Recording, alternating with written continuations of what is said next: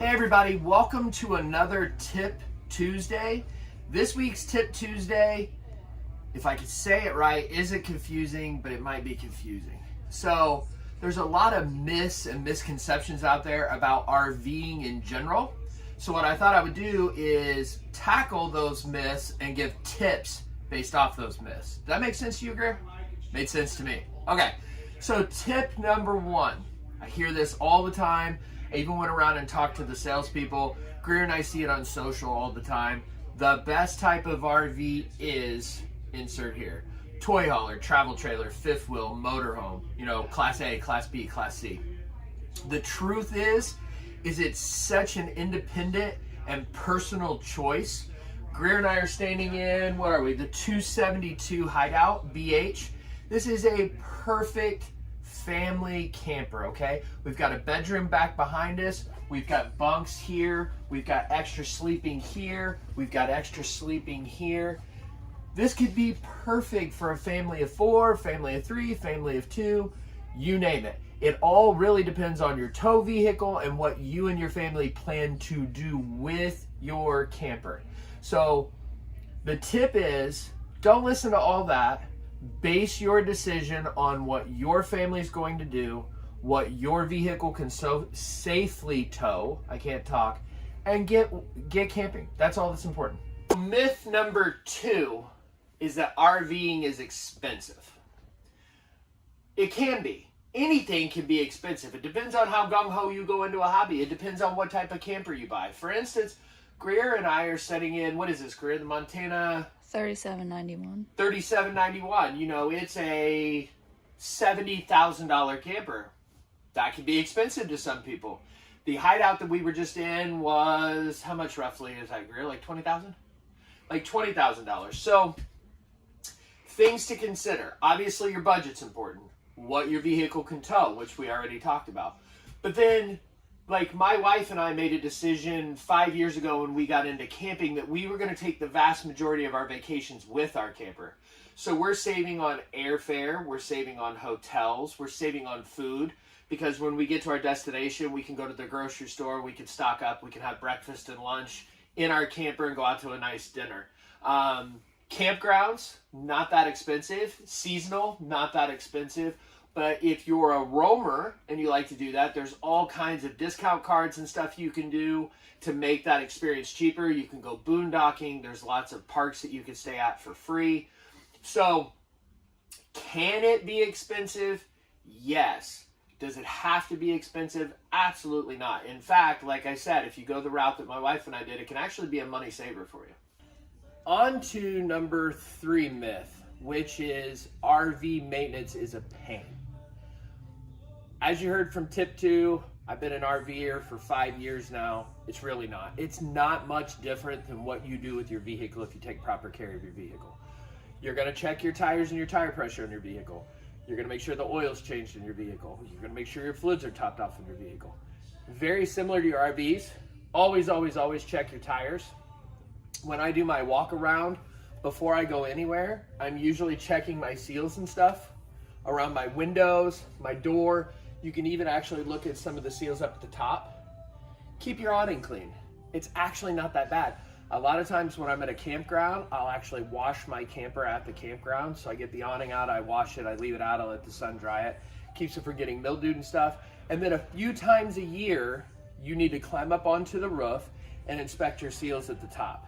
It's super easy. It's not time consuming. It just becomes a part of your regular maintenance schedule, and it's easy. Greer brought up a great point right after I finished number 3, which was if you have a service center near you, if you're fortunate enough to have that, you can always get like a yearly maintenance package with them, or you can just visit them, let the experts do it. You schedule an appointment with them, you pull up, maybe you go look around at your next future camper while they're doing your service. They check all the seals for you, they do everything, boom, done. That also includes, I don't do this part myself. I was talking about all that stuff I do myself. I do not pack my own bearings. I always bring it in to have my bearings packed. It's just something I'm not comfortable with doing. I'm sure there's a lot of guys and gals out there that would have no problem doing that. But for me, it's just easier to bring it to service center. Myth 4, RVing is for old people.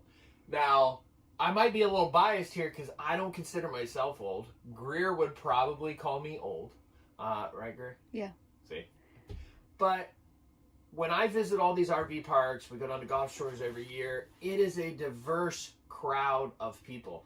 And more millennials and the younger generation are actually coming and buying campers. Like we're in this 177 RD. And Greer, go ahead and pan around and show them. This is a perfect couples coach.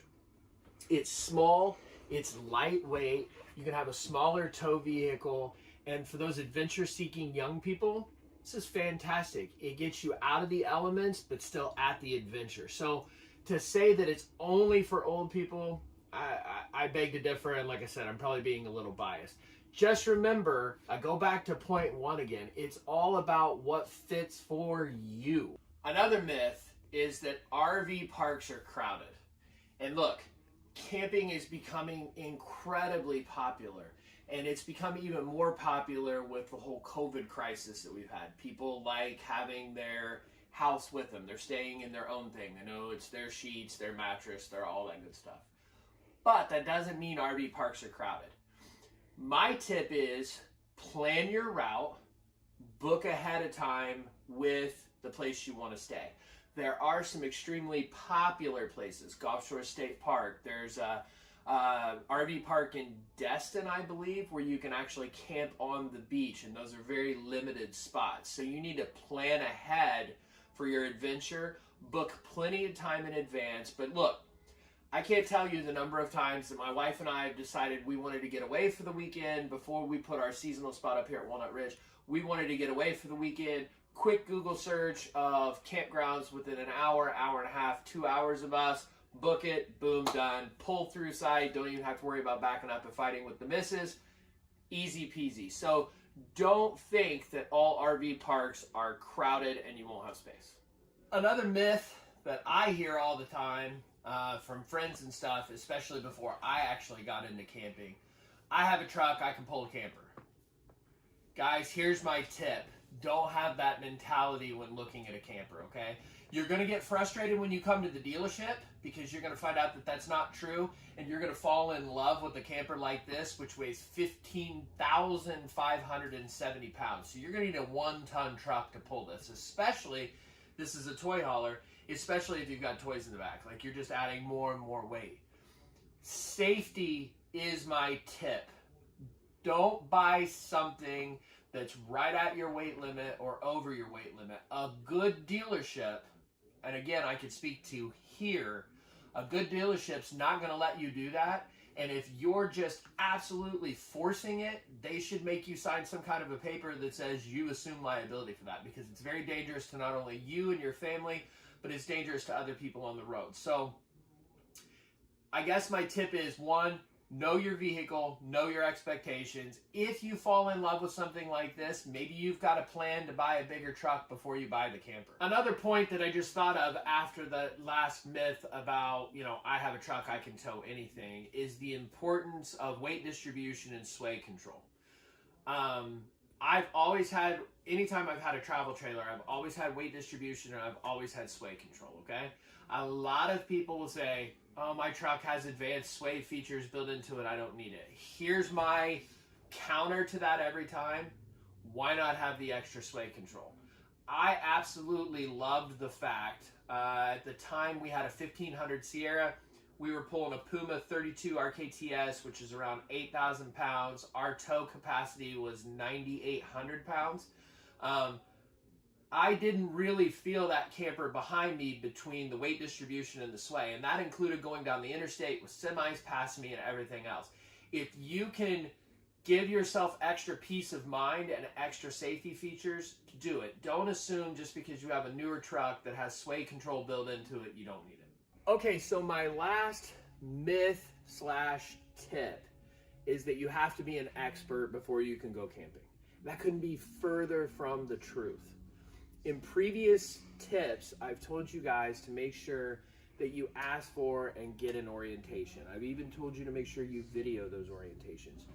Those will help you immensely to figure out your unit. But hey, part of the adventure is you and your wife or husband, whoever, out and about trying to figure things out and do things your way, it's part of the excitement. It's part of the adventure. It's enjoyable. These things are not that difficult. Don't think you have to be an expert before you can hit the road and start enjoying camping. Thank you so much for watching our Tip Tuesday. We really appreciate it. As always, if there's a specific topic that you would like to see, leave a comment down below. Greer and I'd be happy to do that in future Tip Tuesdays. And as always, if there was something that you want more clarification from, or that you didn't agree with, or you have more questions on, leave those comments down below as well. Camping season is right around the corner. I think we're only about 3 weeks out. Everyone be safe, enjoy it, and remember, it's all about relaxing, chilling, and